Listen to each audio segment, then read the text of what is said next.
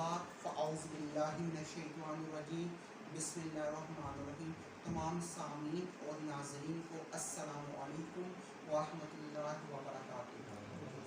الحمدللہ جس ٹاپک سے آج افسر میں حاضر ہوں کیونکہ کرنٹ ایشو پہ ہمارا چینل کا فقط مقصد تنقید نہیں تجویز ہے. جس طرح ہر چینل کا اپنا لوگو اور موٹو ہوتا ہے نا, جس طرح ہر خبر سے بے خبر ہوتا ہے, ہر چینل کا ایک اپنا موٹو ہوتا ہے. ہمارا موٹو ہے تنقید نہیں تجویز. میں نے یہ اس کے لیے چوز کیا ہے کہ ہم تنقید کرنے والے, ہم تجویز دینے والے, خود اگلا اصلاح کر لے گا. تو ہم اس وقت اپنے ٹاپک کی طرف آتے ہیں. آج جو میرا ٹاپک ہے کہ آج نوجوان کی ذہنی ناپختگی کیوں ہے, ان کے ذہن ناپختہ کیوں ہے, ٹھیک ہے. اور تحقیق کے خواہشمند حضرات کے لیے, دوسرا متلاشی حق والوں کے لیے موازنہ کرنا ہے ہم نے, ٹھیک ہے نا. تو اب پہلے ٹاپک کو بیان کرتے ہیں, کمزوری. پہلے ٹاپک کی طرف آتے ہیں کہ ذہنی پختگی کیوں ہوتی ہے.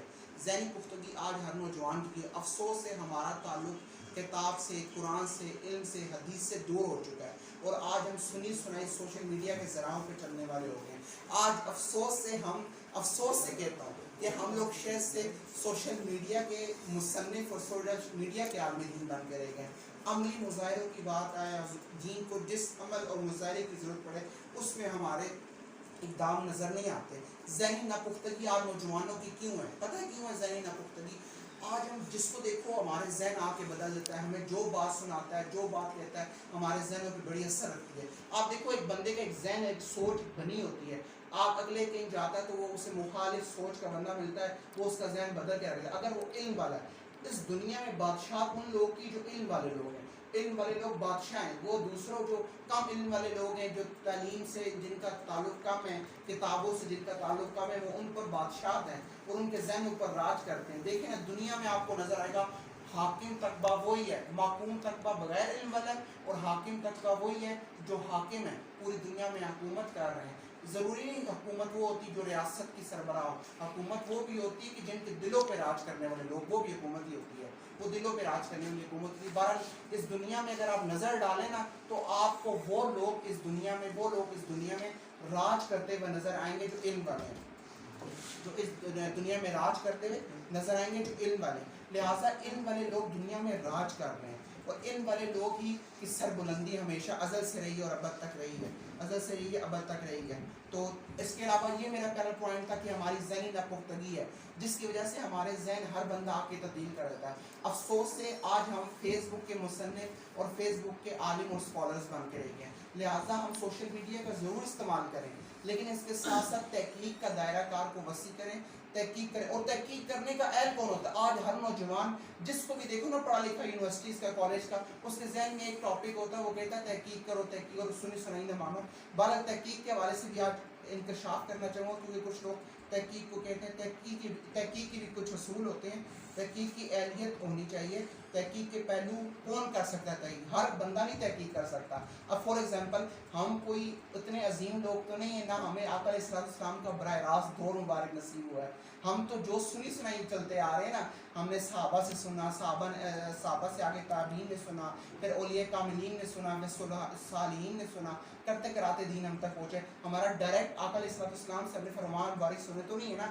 تو ہماری تحقیق کبھی بھی, ہماری تحقیق محتاج ہے, کن کی محتاج ہے؟ جن لوگوں جن کے ذریعے ہم تک پہنچی ہے. لہٰذا ان میں سے بھی ہم نے ایسے لوگوں کو چننا ہے جو تحقیق کی حتمی لیول تک پہنچ چکے ہوں, جن کا ایک بہت بڑا نام ہے. امام بخاری رحمۃ اللہ علیہ, امام شافعی رحمۃ اللہ علیہ, امام احمد بن حنبل رحمۃ اللہ علیہ, ایسے لوگ کی تحقیق کو مانا جا سکتا ہے جو تحقیق کی اعلیٰ مدار ہیں. ان کے ذہنوں پہ ایک سوال میں کہوں گا کہ تحقیق ماحول اور تجربات کے حساب سے بدلتی رہتی ہے. جس طرح فار ایگزامپل کوئی بھی ایکسپیریمنٹ لیب میں کیا جاتا ہے تو اس کے ماحول اور اس کے اوپر ماحول بھی بہت افیکٹ کرتا ہے, اور ٹائم بھی بہت افیکٹ کرتا ہے. لہٰذا ٹائم اور ماحول کے اعتبار سے ہر تحقیق چینج ہوتی رہتی ہے. آج کے نوجوان کو میں یہ سوچ دینا چاہوں گا کہ ہماری تحقیق محتاج ہے ان لوگوں کی جنہوں نے تحقیق کر کے حتمی نتائج قائم کر دیے ہیں. لہٰذا آج کی تحقیق کر کے ہم گمراہ ہی ہوں گے, ہم خود سے کوئی نتیجہ اخذ کریں گے. خود آخذیت کا پہلو پیدا ہوتا ہے. خود آخذیت سے مراد پہلے میں ڈیفائن کر چکا تھا پارٹ 1 میں. تو بہرحال خود آخذیت یہ ہے خود سے کسی چیز کا مفہوم نکالنا, خود سے کسی چیز کے بارے میں ایک گمان رکھنا, ایک سوچ رکھنا. اس سے بدعقیدگی اور بد عقیدگی پیدا ہوتی ہے, اور بد نظریے پیدا ہوتے ہیں. لہٰذا تحقیق ہماری تحقیق کسی بھی حتمی لیول تک، اور تحقیق کا دائرہ کار کوئی بھی فکس نہیں ہے، یہ یاد رکھنا. تحقیق وقت کے تقاضوں کے ساتھ ساتھ بدلتی رہتی ہے، جس طرح جدید دور ہے. اب فار ایگزامپل یہاں ایک مثال دینا چاہوں جس طرح قرآن پاک ہے. اب یہاں ایک سوال آپ سب نوجوانوں سے بیٹھے ہوئے کروں گا کہ جس طرح قرآن پاک، اب قرآن پاک کا اپڈیٹ ورژن تو نہیں آیا نا، قرآن پاک تو وہی جو 1400 سال پہلے آقا علیہ السلام پہ نازل ہوا، لیکن قرآن پاک کے اندر وہ کون سی خصوصیت ہے جو قرآن پاک کو ہر زمانے کے ساتھ اپڈیٹ ورژن میں رکھتا ہے؟ وہ پتہ ہے کون سی خصوصیت ہے؟ قرآن پاک کو ہر، جس طرح ہر ایپس کا بھی اپڈیٹ ورژن آتا رہتا ہے نا، اپ گریڈ اور اپڈیٹ رہتا ہے، قرآن پاک کے اندر اشتہار کی خصوصیت ہے. وہ کون سی خصوصیت؟ حضرت معاذ بن جبل رضی اللہ تعالیٰ آقا علیہ السلام کی بات، یا رسول اللہ صلی اللہ علیہ وسلم، انہیں جبل کا وزیر مقرر فرمایا آقا علیہ السلام نے کہ جبل میں چلے جاؤ، وہاں پہ لوگوں کے درمیان فیصلے کرنا. تو معاذ بن جبل حضور سے عرض کری یا رسول اللہ صلی اللہ علیہ وسلم، میں جب جبل چلا گیا تو وہاں پہ اگر ایسا مسئلہ پیش آ گیا جو مجھے قرآن سے اس کی رہنمائی نظر نہ آئی، جس طرح فار ایگزامپل اب موجودہ دور میں ایک نئی چیزیں پیدا ہوگی جن کے مسئلے ہمیں قرآن سے نظر نہیں آتے بظاہر، لیکن وہ اب ان کا حل کیسے کیا جائے؟ آخر ہمیں رہنمائی تو قرآن سے ہی چاہیے. تو وہ آقا علیہ السلام سے سوال کیا، یا رسول اللہ میں جبل جب چلا جاؤں تو وہاں کے لوگوں میں کوئی ایسا مسئلہ پیش آ جائے جو جس کا بظاہر تو سوال اور حل مجھے قرآن سے نظر نہ آ رہا، تو میں کیا کروں؟ تو آپ نے فرمایا کہ میری حدیث سے رجوع کرنا، کہ قرآن سے اگر نہ ملے تو حدیث مبارکہ میں اگر وہ حل نہ نظر آئے میرے فرمان سے، کیونکہ جدید تقاضے کے مطابق بدلتے رہتے ہیں نا تقاضے، اور نئے حالات پیدا ہوتے ہیں، نئے معاملات پیدا ہوتے ہیں. تو آپ نے فرمایا کہ اس وقت آپ علیہ السلام نے فرمایا کہ تم نا اس وقت کے جو پارٹ کے عالم دین ہوگا نا ان کو اکٹھے کر کے ایک اشتہادی پہلو ہوتا ہے، اس کو کہتے ہیں کہ اشتہاد سے مراد یہ ہوتا ہے کہ فار ایگزامپل کسی چیز مسئلے کا حل، اب بظاہر کچھ جدید دور میں نئے مسائل پیدا ہو گئے ہیں، ہمیں کچھ مسائل ایسے ہیں جیسا فار ایگزامپل آج نشے کے طرز بدل گئے ہیں. پہلے دور میں اور نشہ تھا، اب سگریٹ تو نہیں تھا نا پہلے 1400 سال پہلے، اب ہم نے اسے کیسے اس نظریے کے تحت اس سے اس کو لوگوں کو منع کرنا، ممنوع کرنا ہے. تو وجہ یہ ہم اشتہادی رائے پر کچھ مسائل ہوتے ہیں جن کا حل اشتہاد کے اوپر نکالا جاتا ہے، جو وقت کے عظیم علماء ہوتے ہیں نا وقت کے، وہ اکٹھے ہو کر اس پر حل نکالتے ہیں اور اس کو اور ان کی خصوصیت کے مطابق، جس طرح فار ایگزامپل آقا علیہ السلام کے دور مبارک میں میلاد کا طرز مبارک پتہ ہے کیا ہوا کرتا تھا؟ صحابہ کرام 12 ربیع الاول میں مسجد میں اکٹھے ہوتے تو ذکر اذکار اور آقا کی شان بیان تھے، لیکن جدید تقاضے بدلتے رہے، اشتہادی پہلو آتے رہتے تو وقت کے اور ضرورت محسوس کی اب نکل کے روڈوں پہ کیا جائے، کیونکہ تقاضا بدل گیا، حالات بدل گئے، تو پھر وہ معاملات بدل گئے. اور آقا علیہ السلام کی شان کو اس کا بینیفٹ، ہم ہر چیز کو نیگیٹو دیکھتے ہیں جو بدعت ہے، اس کا پازیٹیوٹی میسج کتنا جاتا ہے امت مسلمہ میں؟ غیر مسلم سے پوچھو نا کیوں تو آپ کے درمیان میں کندھا ننگا کرنے کا حکم، پتہ ہے کیوں حکم ہے؟ اس کا کوئی ویسے مقصد نہیں ہے کندھا ننگا کرنے کا، کندھا ننگا کرنے کا مقصد فقط یہ ہے کہ آپ یونٹی پاور شو کرو. تو اس ہر چیز کا ایک افیکٹ ہوتا ہے، ایک امپریشن ہوتا ہے جو دوسروں کے ذہنوں پہ میسج رکھتا ہے. اور ہم ہمیشہ افسوس سے ہمارے یہاں نوجوانوں میں اور دیگر لوگوں میں نیگیٹیوٹی پہلو بہت پایا جاتا ہے، وہ ہر چیز کو نیگیٹو، ہم دیکھیں پازیٹیو پہلو کے مطابق سوچیں کہ غیر مسلم اس کا افیکٹ کیا جاتا ہے، وہ یہی کہتے ہیں کہ دیکھو ان کے جذبے کتنے ہیں، ان کے کتنے جذبے اعلیٰ شاندار ہیں. تو لہٰذا یہ میں نے تحقیق کے حوالے سے روشنی ڈالی، متلاشی تجربہ. نیگیٹیوٹی کا فروغ بہت ہے ہمارے یہاں، تو اس کو ختم کیا جائے. سنی سنائی پہ نہ چلے، تحقیق ضرور کی جائے، لیکن تحقیق ایسے لوگوں کی مانی جائے جنہوں نے تحقیق کر کے درجے قائم کر دیے ہیں. اور اس کے علاوہ اب آپ میں کو آتا ہوں کہ موازنہ ہم نے کرنا ہے. موازنہ کیسے کرنا ہے؟ اب اس دور میں دیکھنا ہے کہ کتنے مسلمانوں کے درمیان مسالک اور فرقے پائے جاتے ہیں. اب سادہ لوگ انسان جس کا جو جہاں آتا ہے، اب فار ایگزامپل میں نے اکثر لوگوں میں ایسا دیکھا، ہمارے اپنے عزیز جاننے والوں بھی ایسا ہوا، کچھ لوگ کس فرقے کے تھے انہیں آیا، کچھ لوگوں نے گائیڈ کیا وہ دوسرے فرقے میں چلے گئے، پھر انہیں گائیڈ کیا پھر دوسرے فرقے میں چلے گئے. پھر کیا مطلب ذہنی ناپختگی ہے نا، جو جس طرف لگاتا ہے اس طرف ہوتے. علم والے اس دنیا میں راج کر رہے ہیں، وہ علم کے ایسے تقاضوں کو جانتے ہیں، ایسی ٹیکنیکس کو جانتے ہیں جو انسان کی سائیکی سے کھیلا جاتا ہے، وہ اپلائی کرتے ہیں، اگلا ان کی طرف فالو ہو جاتا ہے. تو وجہ یہ کہ ہم لوگ کب تک ناپختہ رہیں گے، ہم کب تک اپنا تعلق سوشل میڈیا کے ذرائع تک مخصوص رکھیں، ہم قرآن سے کب جڑیں گے؟ آپ قرآن پاک کا مطالعہ کریں، حدیث مبارکہ کا مطالعہ کریں، خود پڑھیں، لوگوں کے سن کے سر نہ مانیں، بلکہ اپنی تحقیق ضرور کریں، لیکن تحقیق کے دائرہ کار کو ان لوگوں کی تحقیق کو مانیں جو تحقیق کر کے فکس کر دی ہیں، حدود فکس کر دی ہیں. خود سے تحقیق کر کے ایک نتیجہ نکالیں گے تو خود آخذیت کا پیدا ہوگا. اس سے نیا فرقہ، نیا مسلک، جس طرح کہ آپ نے سوشل میڈیا پہ کچھ لوگوں کا نام سنا ہے، ہمارا وطیرہ نہیں ان لوگوں کا نام لینا، بہرحال ہم عزت نفس جانتے ہیں کسی کی رکھنا، لیکن بات یہ آپ سمجھتے ہوں گے کیسے لوگ ہیں جو انتشار امت مسلمہ میں نفرتیں پھیلا رہے ہیں اور وہ خود اخذیت کی لوگوں کو رجحان دے رہے ہیں اور اس سے فرقہ واریت اور نفرتی وجود پا رہی. امت مسلمہ ٹوٹ رہی. قرآن پاک میں اللہ واضح فرماتا ہے کہ ظالموں تم نے امت کو توڑ کے رکھ دیا، میرے لوگوں کو توڑ کے مجھ سے رکھ دیا، اے فرقوں میں بکھیر کے، ذہنوں میں بکھیر، انتشاروں میں ڈال کے، کون نے کس نے تمہیں میرے مجھ سے دور کر کے رکھ دیا. اللہ تعالیٰ قرآن پاک فرماتا ہے کس نے تمہیں دھوکے میں ڈال دیا. اللہ تعالیٰ اتنے خوبصورت الفاظ ہیں، اگر غور کریں تو اللہ اپنے بندوں سے کتنا پیار کرتا ہے. وہ اس طرح فرماتا ہے کس نے تمہیں دھوکے میں ڈال دیا میرے بارے میں. یہ لوگ تو انتشار پھیلانے والے جو ہر ٹائم نفرتیں پھیلا کے ذہنوں پہ راج کر کے حکمرانیاں کر کے لوگوں کے نظریے اور سوچ چینج کرتے ہیں. لہٰذا میں یہی کہنا چاہوں گا آج کے ٹاپک کا مقصد کہ خود تحقیق کریں، خود پڑھیں، خود بھی ریسرچ کریں. سنی سنائی پہ لوگ بہت سی پھرتے اتنے فتنے چل رہے ہیں کہ ایک بندے آج کل پیچھے مجھے میسج آیا کہ رمضان کی مبارک دینے سے جنتی ہو جاتے ہیں، گناہ معاف ہوتے ہیں. میں نے کہا پھر عمل کرنا ہی چھوڑ دے، جنتی ہیں.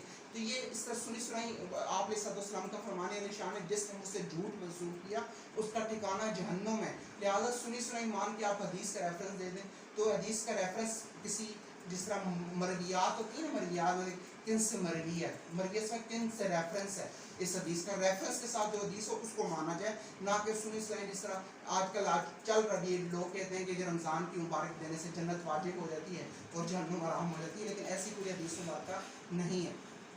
تو سادہ لو انسان کی آزمائش کیا. اب دیکھیں آزمائش ہے نا، یہ آزمائش ذہنی آزمائش ان کو پتہ نہیں چلتا. اب آپ کو بتاؤں گا یہ آزمائش یہی ہے کہ یہ اتباع سنت کام اور کون موازنہ کرنا ہے. ٹھیک ہے. دوسرا ہمارا کردار کیا ہونا چاہیے، ہم نے کیسے اس سے تلفظ کرنا. وہ افسوس آج کا مسلمان عیش و عشرت کا عادی بن چکا ہے، دنیا کا پجاری بن چکا ہے اور ہم دین کے چلنے کے بجائے دین کو اپنی معیشت کے مطابق چلانا چاہتے ہیں. افسوس سے یہ اس کلچر میں آپ دیکھ رہے ہوں گے کہ ہم افسوس سے دین کے اوپر خود چلنے کے بجائے نا دین کو اپنی مرضی اور خواہشوں کے مطابق چلانا چاہتے ہیں. ہم چلنے کے بجائے خود اس کو چلانا چاہتے ہیں اپنی. ہمارا حال ہی ہوتا ہے. ہم کہتے ہیں کہ ہم دین اسلام کی خدمت کریں، افسوس سے ہم خدمت نہیں کریں، دین اسلام ہماری خدمت کرے کیونکہ ہماری رزق روٹیاں ان سے لگی ہوئی ہیں. تو احتجاج کرنے والوں کے بارے میں کچھ پہلو پہ نظر ڈالتے ہیں. تو اب بتانا یہ تھا موازنے کی طرف آتا ہوں کہ جس طرح ہم موجودہ دور میں دیکھنا ہے کتنے فرقے اور مسلک ہیں. میں حل کی طرف اب آتا ہوں کہ جس طرح انسانوں کے ذہن میں کتنے فرقے اور مسالک ہیں، ان کے سے بچا کیسے جائے. ان سے بچنے کا میں واحد حالہ بتاتا ہوں کہ آپ سنیں سب کی، لیکن خود ریسرچ اس پہ لازمی کریں، علماء دین سے رجوع کریں، خود عالم دین وقت بنیں. لہٰذا جب آپ رجوع کریں گے تو اللہ تعالیٰ آپ کو رہنمائی فرمائیں گے. جو رجوع کرتا ہے نا، وہ جو خود قرآن پاک سے مدد طلب کرتا ہے، اللہ سے مدد طلب کرتا ہے اور حدیث مبارکہ سے آ کر اسلام سے محبت کرتے ہوئے پڑھتا ہے، تو اس کو ایک شخص نے ایک دفعہ ایسا ہوا کہ دو شخص مناظرہ کر رہے تھے. ایک قرآن پاک سے عشق مصطفیٰ تلاش کر رہا تھا، ایک قرآن پاک سے عیب دانی تلاش، کمی کجی تلاش کر. کمی کجی سمجھیں کہ جی یہ بھی نہیں جانتے، یہ بھی نہیں کر سکتے، یہ بھی نہیں جانتے، یہ بھی نہیں. تو ایک بندہ ان میں آیا، اس نے پوچھا کہ کیا کرے، کہتا میں یہ تلاش کر رہا ہوں. دونوں کا موقف سنا اس نے کہا یار مناظرہ تو بات کی بات، ایک تو نبی کا عشق تلاش کر رہا ہے، ایک کمی کجی تلاش کر رہا ہے. اس کا مطلب آپ تو وہی ہے جو نبی کا عشق تلاش کر رہا ہے. یار تو کیسا بدبخت انسان ہے، تو نبی کا عیب تلاش کر رہا ہے قرآن سے. استغفر اللہ. ایسے ہم احمق لوگ آ چکے. استغفر اللہ. ایسے لوگ بھی ہیں. میں ایک بندہ سعودیہ میں گیا، ہمارے دوست سے جاننے والے، وہ کہتا ہے کہ روزہ رسول پہ مت جاؤ، وہاں جانے کا. استغفر. ایسے ایسے لوگ، ان لوگوں کا ایمان کیا ہوگا خود بتاؤ. روزہ رسول پہ جانا ہی اصل، میں تو کہتا ہوں عمرہ قبول ہی تب ہوتا ہے جب روزہ رسول پہ حاضری ہوتی ہے. روزہ رسول پہ حاضری ہونے سے عمرہ قبول ہوتا ہے. لہٰذا یہ فتنوں کا دور ہے. اتنے فتنے ذہنوں پہ انتشار پھیلا رہے ہیں. تو آج اب آپ نے دیکھنا ہے آپ کے سامنے بہت سے مسائل ہیں. اب کمپیریزن کی طرف آپ کو لے کے آتا ہوں. جس طرح فار ایگزامپل آپ نے موجودہ دور میں دیکھنا ہے، جس طرح فار ایگزامپل آپ کے ذہن میں ہوگا نا یار ہر مسلک قرآن کی بات کر رہا ہے، ہر فرقہ کہہ رہا ہے قرآن سے پڑھو. ہر فرقہ جتنی مسالے کی مسجد میں جاؤ نا، اہل حدیث ہو جائے، دیوبندی ہو جائے، اہل تشیع، سب کی مسجدوں میں جاؤ نا، وہ سب قرآن سے ہی درس دے رہے ہوں گے، حدیث سے ہی درس دے رہے ہوں گے. سادہ انسان تو یار یہ بھی قرآن پڑھا، وہ بھی قرآن، میں کس کو ٹھیک ہوں کس کو غلط ہوں.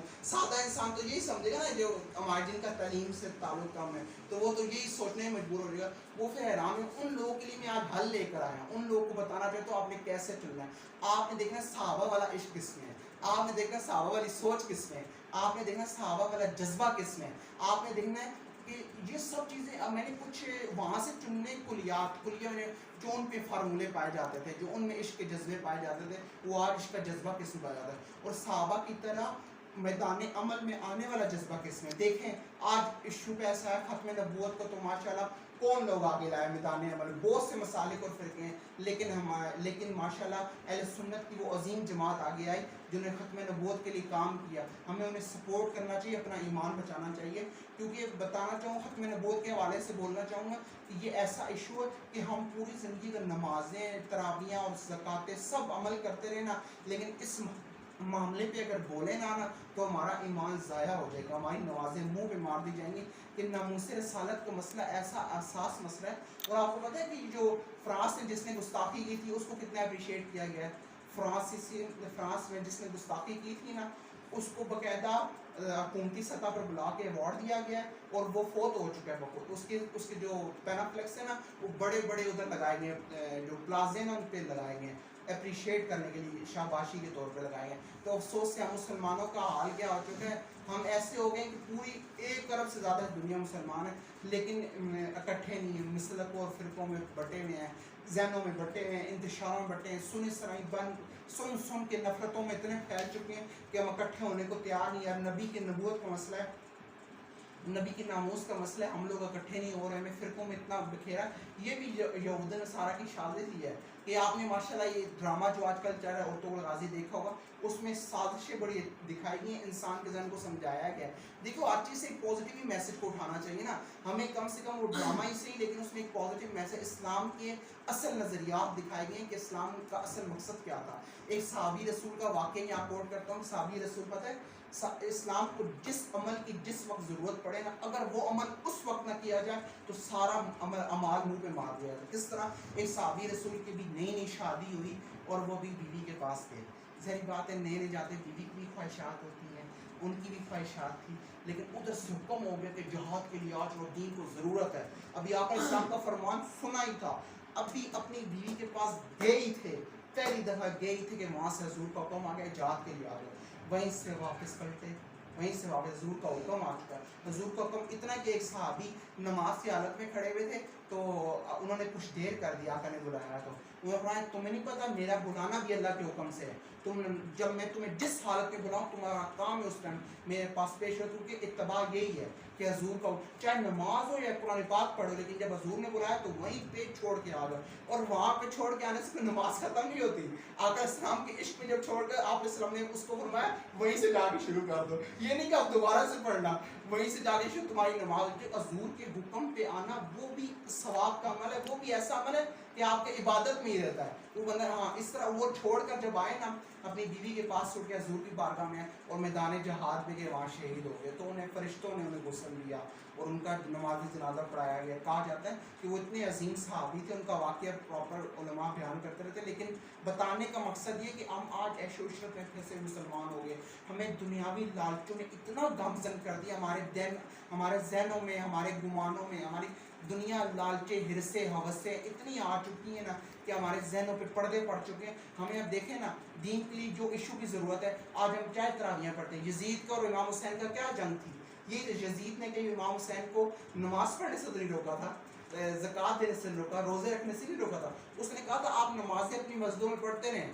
وہ بتانے کا مقصد اس نے نمازوں سے پابندی نہیں لگائی. اس نے کہا نمازیں پڑھیں سب, لیکن میرے ریاستی معاملات میں, سیاسی معاملات میں دخل مت دیں, میں جو مرضی کروں. یہ تو معاملہ سارا خراب ہے. ہم تم نمازیں پڑھتے رہو, ادھر اوپر کرپشن ہوتی ہے, تو کیا تمہاری نمازیں قبول ہیں؟ جس طرح اللہ تعالیٰ کو تمہارا نیک بننا قبول نہیں ہے بلکہ نظام کو چینج کرنا ہے والا بندہ اللہ کو قبول ہے. وہ کہ جو دوسروں کی اصلاح کرے, دوسروں کو سمجھائے, دوسروں کو چینج کرے, وہ اللہ. کس طرح آپ کو پتہ ہے گزشتہ امتوں میں جو عذاب آیا ان میں کن لوگوں پر عذاب آیا, ان میں بعد میں ان لوگوں پہ عذاب آیا جو گناہگار تھے, پہلے ان لوگوں پہ عذاب آیا جو نیکوکار تھے. ان پہ کیوں عذاب آیا؟ جب ان سے پوچھا گیا کہ یار ان پہ کیوں عذاب ہے, یہ تو ہر وقت اللہ کی عبادت میں رہنے والے. انہوں نے کہا اللہ کو ان کا خود نیک بننا قبول نہیں تھا, کیا فائدہ, یہ تو خود تو نیک بنتے تھے لیکن انہوں نے امت کے لیے کیا کیا, مخلوق کے خدا کے لیے کیا. اللہ کو اپنی مخلوق سے اتنا پیار ہے, اللہ کو وہی عظیم لوگ لگتے ہیں جو اللہ کی مخلوق کے لیے بھلائی کرتے ہیں, ان کے لیے چینج کا کام, ان کے لیے ریولیشن کا کام کرتے ہیں, ان کے لیے نظام کی تبدیلی، سوچ کی تبدیلی، لہٰذا ختم نبوت کے کام کرنے والے عظیم لوگ ہیں. میں آپ کو بتانا کہ میں آپ کو یہ نہیں کہہ رہا یہ بات سن کے فوراً جا کے اب جہاد کے لیے نکل جاؤ. اب ہمارا وہ ظاہری بات ہے ماحول اور سوچ کے تقاضے تو بدل چکے ہیں. اب اگر فار ایگزامپل آپ نے اپنی نجات کرنی تو میں آپ کو ایک ذریعہ دینے لگا ہوں. فار ایگزامپل جس طرح ایک روایت میں آتا ہے کہ ایک شخص نا فرمایا گیا کہ تلوار بنانے والا اور تلوار کے لیے معاون اور میدان عمل میں لڑنے والا، تین ہو گئے نا. جس طرح تلوار کے لیے معاون، جس نے تلوار کے لیے ہیلپ، فائنینشیل ہیلپ کی، میں پیسہ دیا. دوسرا تلوار بنانے والا، فیکٹری یا پروڈکٹ. اور تیسرا میدان عمل میں اس سے لڑنے والا. یہ تین ہو گئے. یہ تینوں ایک لحاظ سے جہادی ہی ہوتے ہیں. فار ایگزامپل کچھ خاموش مجاہد ہوتے ہیں، کچھ عملی مجاہد ہوتے ہیں. اب جس طرح ہمارے طریقے لبیک کے کارکن ماشاءاللہ ختم نبوت کے لیے نکلے ہیں اور کام کر رہے ہیں، میں کہنا چاہوں گا کہ تمہارے گھروں کی عزت کا مسئلہ ہے، تمہاری عزتیں کھو جاتی، تمہارے ذہن کھو جاتے ہیں، تمہارے ذہن کام نہیں کرتا، تم اتنے اندھے ہو جاتے ہو، جو مرضی کر دیتے اندھے ہو جاتے ہو. لیکن یہاں تو نبی کی غیرت کا مسئلہ ہے اور ہم اتنے بے غیرت ہو گئے کہ آج ہم اپنی زبان ہلا نہیں سکتے. لہٰذا اپنے ایمان بچانے تو چلو، اگر تم جہاد میں جا کر عملی طور پہ نہیں مظاہرہ کر سکتے تو ان کو فائنینشیل ہیلپ کر دو، فائنینشیل مالی طور پہ خدمت کر دو، تاکہ کسی ذریعے اپنا ایمان تو بچا لو، کسی ذریعے اپنا ایمان بچا لو. چلو آپ ماشاءاللہ پروٹیسٹ میں نہیں جا سکتے، مانا ہے پروٹیسٹ میں نہیں، کچھ لوگوں کے سیاسی معاملات اور مجبوریاں بھی ہوتی ہیں، لیکن کم سے کم ہم کسی سوچ میں رہتے ہوئے میدان جہاد میں جا کے تلوار سے لڑ نہیں سکتے تو کم سے کم پیچھے بیک ہینڈ کو انہیں سپورٹ تو کر سکتے ہیں نا. افسوس ہے مسلمانوں کا حال کیا آ چکا ہے، ہم میڈیا میں بیٹھ کے تبصرے تو کر سکتے ہیں لیکن افسوس سپورٹ نہیں کرتے. ایسے لوگوں کی کیا مسلمانی ہوگی؟ آپ افسوس سے سوچیں اس بارے میں کہ کیا ہمارے ایمان ہوں گے اور کیا ہمارے نظریے ہوں گے، کیا ہماری باتیں قبول ہوں گی کہ ہمیں جب اسلام کو عملی مظاہرے کا وقت آئے، جس کے لیے اسلام نے پوری زندگی آپ کو تیار کیا، اس کا وقت ہے تو آپ نکلو ہی نہ، آپ کرو ہی نہ، آپ بولو ہی نہ. یہ شریعت کا مسئلہ نہیں، یہ صاحب شریعت کا مسئلہ ہے. اگر اس پر نہ بولے تو ڈائریکٹ ایمان سے خالی ہو جائیں گے. لہٰذا خدا را اس پہ توجہ دیں، کسی بھی شکل میں اپنا ایمان بچائیں، چاہے آپ عملی طور پر جائیں، چاہے آپ پیچھے بیک اینڈ پہ سپورٹ کریں، چاہے فائنینشیل سپورٹ کریں، کسی طریقے سے معاون بن کے اپنی نجات کا ذریعہ ضرور بنیں. خاموش رہ کے الٹا اینٹی کمنٹس دینا، اپنے ایمان کو تباہ و برباد مت کریں. جس طرح یہ عیش و عشرت میں پڑے ہوئے جو ہمارے مسلمان افسوس سے آج بالخصوص ہمارے پاکستان میں لبرل طبقہ بھی بہت پایا جاتا ہے نا. لبرل جو ہوتے ہیں بڑے مالدار لوگ، یہ گھروں میں بیٹھ کے جی تراویاں بھی، ان لوگوں کے حالات دیکھو، مولوی کو گھر بلا کے تراویاں کرا. ان لوگوں کا دین، یہ دین کو اپنی مرضی سے چلانا چاہتے ہیں، مسجد جانے کے بجائے دین کو بس مولوی کو گھر بلا لیے، چند لوگ محلے اکٹھے آئے، تراویاں گھر کرائی جا رہی ہیں. یار عملی دین کو اپنی مرضی کے مطابق چلا رہے ہیں، افسوس سے اپنی سہولتیں دیکھ کے. جب دین کو عملی مظاہرے کے وقت آئے تو آپ بولو ہی نہ، آپ کرو ہی نہ. الٹا ان لوگوں کو تنقید کا پہلو بناؤ جو عملی طور پر کام کر رہے ہیں، جو عملی طور. اب افسوس سے معاشرے میں یہاں آخر میں اینالائز کرنے میں کلیاتاً آخری بات کرنے کی طرف آتا ہوں کہ اب آپ نے دیکھنا ہے اتنے مسالے کے، اتنے فرقے، اتنے فتنے ہیں، اتنے فتنے اور مسائل ہیں کہ اب آپ نے پہچان کرنی ہے. اختتامی بات کرنے وقت غور سے سنیے، آپ نے پہچان کرنی ہے کہ کون حق ہے اور کون غلط ہے. آپ دیکھیں عملی مظاہرے میں کون ہے، آپ دیکھیں اسلام کو جس وقت جس عمل کی ضرورت پڑی اس وقت کون مجاہد بن کر آگے آتا ہے، کون عشق مصطفیٰ کے جذبات کن کے اندر پائے جاتے ہیں، عشق مصطفیٰ کے جذبات کن کے اندر پائے جاتے ہیں، اہل بیت کی محبت کن میں پائی جاتی ہے، صحابہ کی دفاع کی محبت کن میں پائی جاتی ہے، اور اولیاء کاملین کی محبت کن میں پائی جاتی ہے، جن کے ذریعے دین پہنچا ہم تک. ہم لوگ قسم ہے، ہم لوگ کو کوئی بڑا فخر یا اعزاز تو نہیں کہ ہم مسلمانوں کے گھر پیدا ہو، یا ہم لوگ بڑے نیک تھے تو ہمارے والدین بڑے نیک تھے تو ہم مسلمانوں کے گھر پیدا ہو گئے. یہ اللہ کا ہم پر احسان ہو کہ ہم مسلمانوں. داتا علی جوہری اپنی کتاب میں فرماتے ہیں کہ ہم اپنی کوئی کرشمے یا اپنے کسی ذاتی عمل کی بدولت مسلمان نہیں ہیں، ہم پر اللہ کا فضل ہے کہ ہم مسلمان ہیں. ہمارا کیا کریڈٹ ہے کہ ہم مسلمانوں کے گھر پیدا ہوتے ہیں؟ یہ اللہ کا احسان ہے جس نے ہمیں کلمہ گو لوگوں کے گھر پیدا فرمایا. اب ہمارا کام ہے کہ عملی مظاہرے کرتے ہوئے کسی بھی صورت میں اپنے ایمان کو بچائیں، اور عملی مظاہرے میں جا نہیں سکتے تو کسی بھی صورت میں آپ کسی بھی صورت اور کسی بھی رنگ میں رہتے ہوئے شریعت کے دائرہ کار میں ڈیفینڈ کریں، سپورٹ کریں، اور لبرل طبقے سے دور رہیں جو اینٹی کمنٹس دے کے اپنے ایمان کو تباہ برباد کرتے ہیں اور لوگوں کے ذہن کو خراب کرتے ہیں. جس طرح میڈیا پہ آپ نے دیکھا ہوگا، سوشل میڈیا پہ پریس نیوز چینلز پہ آئے ہوئے بیٹھے تبصرے ہو رہے ہیں، یہ تو غلط کر رہے ہیں، لوگوں کی گاڑیاں تو مانا ایسی چیز. ہاں اس بارے میں کلیئرٹی کرنا چاہوں گا کہ یہاں پر ایسا کرنا پروٹیسٹ میں غلط استعمال کرنا، ہاں اس طریقہ کار اور جذبہ بالکل ٹھیک ہے، لیکن طریقہ کار سے تھوڑا اختلاف کیا جا سکتا ہے کہ لوگوں کو نقصان نہ پہنچایا جائے، لوگوں کی املاک کو، لوگوں کی ذات کو اور لوگوں کے معاملات کو اور لوگوں کی چیزوں کو نقصان نہ پہنچایا جائے، ان کو رستے دیے جائیں، ایمبولینس کو رستے دیے جائیں اور ان کو سپورٹ کیا جائے۔ لیکن جب عملی نمونے کی بات ہے، کسی بھی صورت میں حکومت وقت سے بھی ہمارا مطالبہ یہ ہے کہ خدا را ہوش کے ناخن لیں، اپنے ایمانوں کو تباہ و برباد مت کریں کسی بھی صورت میں۔ آپ دیکھیں نا، فرانس کے سفیر کو اگر نکالتے تو پتہ کیا ہوگا؟ فرانس کی طرف لاسٹ میں نظر آپ نظرثانی کرتے ہوئے بات بتاتا ہوں کہ فرانس کے اگر سفیر کو نکالتے تو یورپین کنٹری کے تمام ممالک کے سفیر اس کے ساتھ جانے کو تیار ہے۔ اس سے کیا ہوگا؟ ایک دم معیشت کا بٹا بیٹھ جائے گا اور پاکستان غریب ملکوں میں مزید ہو جائے گا، مصلیت کا شکار ہو جائے گا۔ دیکھو وہ کتنے غیرت مند ہے کہ اگر ان کا ایک بندہ جاتا ہے تو وہ سب جا رہے ہیں، اور ہم یہاں کیسے بغیرت ہوئے ہیں کہ ہمارا ایک نبی کا مسئلہ تو ہم اکٹھے نہیں، ہم لڑ رہے ہیں آپس میں اتنے بٹوارے ہوئے ہیں کہ دوسروں سے مسئلے سے کیا حل کریں گے۔ تو مسئلہ یہ ہے کہ ہمیں فتنوں اور فرقوں میں اتنا بکھیرا گیا۔ لیکن کرنٹ ایشوز پہ بولتے ہوئے بات یہ بتانا چاہوں گا کہ اس پہ کام کریں، اپنے ایمان کو بچائیں، اور اللہ تعالیٰ ہم سب کو عملی مظاہرہ اور عملی کام کرنے والا بنائے، نہ کہ تبصرے اور تجزیے اور تبصرے کرنے والا بنائے۔ ہمیں عملی مظاہرہ، ہمیں کامل اور سچا اور کھرا مسلمان بنائے، نہ کہ بکاؤ، منافق اور بناوٹی مسلمان بنائے۔ اللہ تعالیٰ ہمیں بچنے کی توفیق دے۔ اللہ پاک ہم سب کا آمین اور رسول۔ اللہ پاک ہمیں زندہ رکھے آپ وسلم کی محبت میں، موت دے سی محبت میں، کل قیامت میں اٹھائے سی محبت میں۔